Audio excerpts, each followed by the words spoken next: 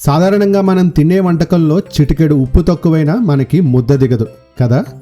మరి అలాంటిది ఏకంగా దేవుడికే ఉప్పు లేని వంటకాన్ని నైవేద్యంగా పెట్టడం ఎక్కడైనా విన్నారా?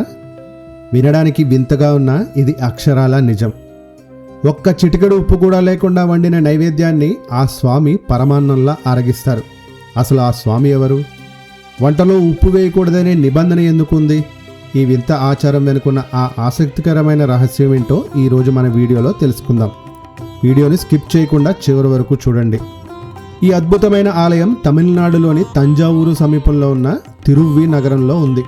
పురాణాల ప్రకారం ఒకప్పుడు మార్కండేయ మహర్షి లక్ష్మీదేవి తన కుమార్తెగా జన్మించాలని ఈ పుణ్యక్షేత్రంలో ఘోర తపస్సు చేశారు. ఆయన భక్తికి మెచ్చిన అమ్మవారు ఒక చిన్న పాప రూపంలో మహర్షికి దొరుకుతుంది. ఆ పాపకు భూదేవి అని పేరు పెట్టి కళ్ళల్లో ఒత్తులు వేసుకుని మరీ పెంచి పెద్ద చేస్తాడు మార్కండేయుడు.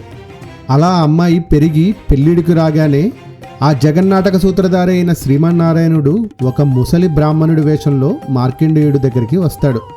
వచ్చి రాగానే నీ కూతురిని ఇచ్చి నాకు పెళ్లి చేయి అని అడుగుతాడు. అది విన్న మార్కండేయుడు కొంతసేపు ఆశ్చర్యానికి గురై, అయ్యా నువ్వేమో వృద్ధుడివి, నా కూతురు చాలా చిన్నది, పైగా దానికి వంట కూడా సరిగ్గా రాదు, వంటలో ఉప్పు వేయాలో లేదో కూడా తెలియని అమాయకురాలు, అలాంటి పిల్లని నీకెలా ఇవ్వగలను అని అడుగుతాడు. అప్పుడు ఆ వృద్ధుడు నవ్వుతూ, పర్వాలేదు మహర్షి, నీ కూతురు ఉప్పు వేయకుండా వండినా సరే నేను ఒక్క వంక కూడా పెట్టకుండా తృప్తిగా తింటాను అని మాట ఇస్తాడు.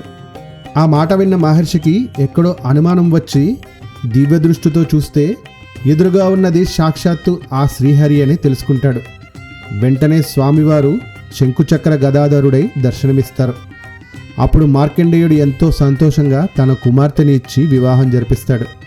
ఆనాడు స్వామివారిచ్చిన మాట ప్రకారమే నేటికి ఈ ఆలయంలో నైవేద్యంలో ఉప్పు అస్సలు వాడరు. అందుకే ఇక్కడ స్వామిని ఉప్పిలి అప్పన్న అని పిలుస్తారు. అంటే ఉప్పు లేని భోజనాన్ని స్వీకరించే తండ్రి అని అర్థం. చూశారు కదా, భక్తుడి కోసం ఆ దేవుడు ఎంతటి నియమాన్నైనా పాటిస్తాడు. ఇక్కడ పాల్గొన మాసంలో జరిగే రథోత్సవం, వసంతోత్సవాలు చాలా ఘనంగా జరుగుతాయి. మీకు ఎప్పుడైనా అవకాశం దొరికితే తంజావూరు వెళ్ళినప్పుడు ఈ వింత ఆచారం ఉన్న ఆలయాన్ని తప్పక సందర్శించండి. ఈ వీడియో కనుక మీకు నచ్చితే లైక్ చేయండి, మీ ఫ్రెండ్స్కి షేర్ చేయండి. ఇలాంటి మరిన్ని ఆధ్యాత్మిక విషయాల కోసం మన ఛానల్ని ఇప్పుడే సబ్స్క్రైబ్ చేసుకోవడం మాత్రం మర్చిపోకండి. జై శ్రీమన్నారాయణ.